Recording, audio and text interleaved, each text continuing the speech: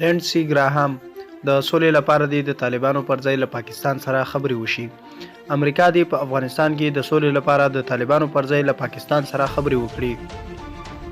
امریکایي سناتور لینډسي ګراهام له فاکس نیوز سره په خبرو کې ویلي دي چې د افغان جګړې اصلي جګړه په پاکستان کې ده. د ده په خبره په پاکستان کې له هم د طالبانو امن مرکزونه او پټنځایونه موجود دي چې له دغه ځایه په افغانستان کې جګړه رهبري کوي. د ده په خبره که امریکا په افغانستان کې سوله غواړي نو لومړی د طالبانو پر ځای له پاکستان سره خبرې وکړي. هغه زیاته کړې ده چې پاکستان د طالبانو مرکزونه او روزنځایونه له منځه یوسي نو په څو اونیو کې د طالبانو په افغانستان کې له منځه ځي. ګراهام ټینګار کړی دی چې پاکستان د طالبانو ملاتړی دی او باید دغه هیواد د یادې ډلې له ملاتړ او تجهیز راوګرځول شي.